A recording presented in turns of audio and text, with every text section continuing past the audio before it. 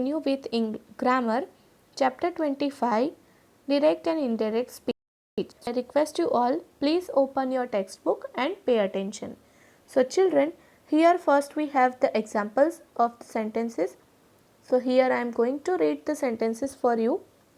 Number 1, Mr. Gupta said, Mr. Khanna is an able businessman. 2, Mr. Gupta said that Khanna was an able businessman. So here in sentence 1, we have Mr. exact words and they are put within quotation marks in the first number, right? So this is called direct speech or narration, we can say. And in the second sentence we can say that we do not have, means whatever Mr. Gupta said, that the exact words we don't have to say, and we have added our own words also to convey the meaning. So this is called indirect speech or narration. So when the exact words used by the speaker are reproduced within quotation marks, the speaker's words we are going to put in a sentence, so we have to write it in the quotation marks. So it is called direct speech. When the substance of a speech is conveyed in the reporter's words, so it is called indirect speech or reported speech. Now here we have some, remember the following points while writing the direct speech. When we are writing direct speech, the sentences, so which points we have to keep in mind, that I will read for you. Here we have 4 points.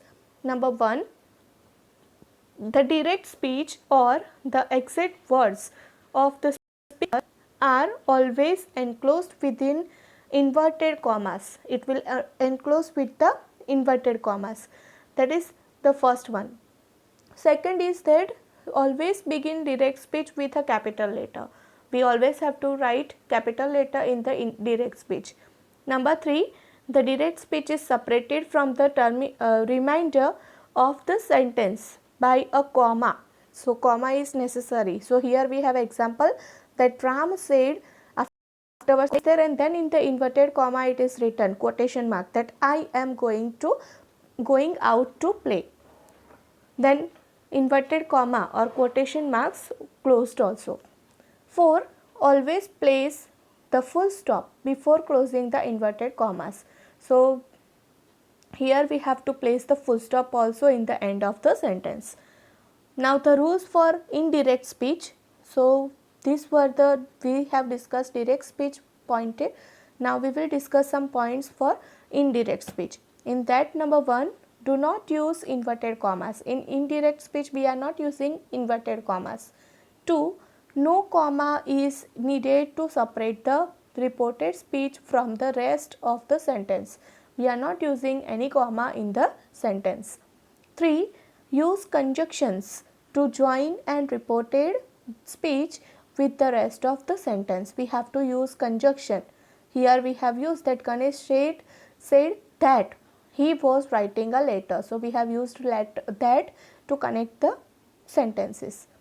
4, tenses, pronouns and words denoting nearness of time and position must be changed to their past forms.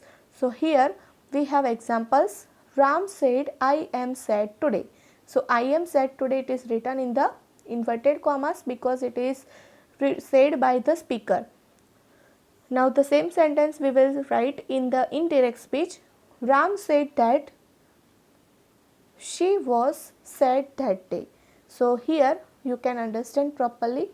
Now we have some rules for changing direct speech into indirect speech. Now when we are having direct speech sentences, so how we have to change into indirect speech, that we are having some rules. So first rule is there, if the reporting verb is in the present or future tense, the verb is in the reported speech remains unchanged. So here we have examples. First number, Gita says, the book is not very interesting. The same sentence we will change into indirect speech this way. Gita says that the book is not very interesting. Number 2, direct speech. The painter will say, the colors are not bright. In direct speech, the painter will say that the colors are not bright. So you can understand that we have not changed into the sentence or verse that about a present or future tense. 3. Direct speech, Mohan says Rohan is not honest. Indirect, Mohan says that Rohan is not honest. Now rule number 2 we are having here, if the reporting verb is in the past tense, the verb in the reported speech is also changed into the past tense. Here we have example number A, the simple present is changed into simple past. So if we are using simple present tense, so it will change into simple past tense. Here we have example, Abha said Vinay attends classes every day. Abha said that Vinay attended classes every day. Number B, the present continuous is changed to the past continuous. Here we have example. First number, the commander said Ramesh is a brave soldier. The commander said that Ramesh was a brave soldier. Direct speech, Ram said Ravan is my enemy. Ram said that Ravan was his enemy.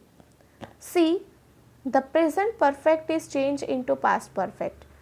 So here in short, simple present will change into simple past, present continuous will change into past continuous, and present perfect will change into past perfect. Sumit said, I have done my work. Sumit said that he had done his homework. The thief said, I stole the watch. The thief said that he had stolen the watch. D, the simple past is changed into the past perfect. Now if past tense is there, simple past is there, it will change into past perfect.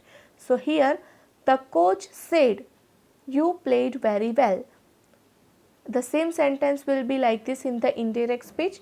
The coach said that you had played very well. Sita said Sheila made a beautiful bag. Sita said that Sheila had made a beautiful bag. The past perfect is left unchanged. Whenever we are having past perfect sentence, it will be not changed in any tense.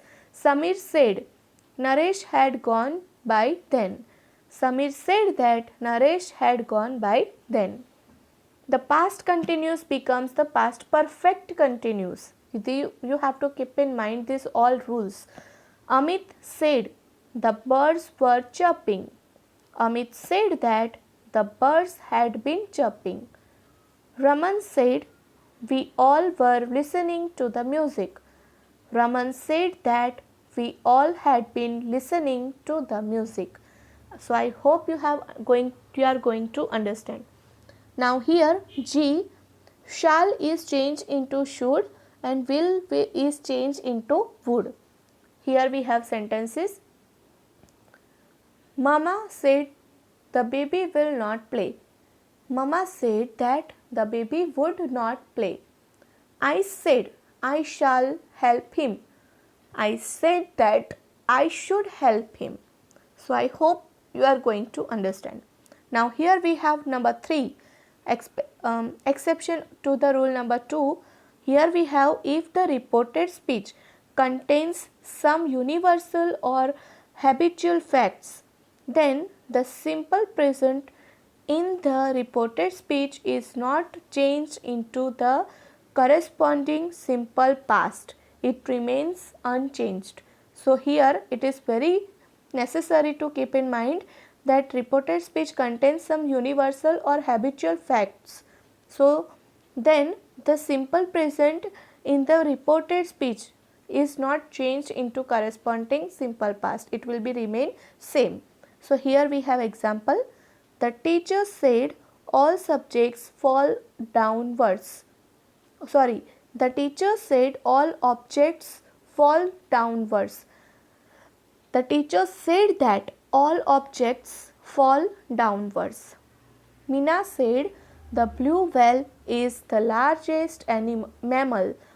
Mina said that the blue whale is the largest mammal. The philosopher said a friend in need is a friend indeed. The philosopher said that a friend in need is a friend indeed.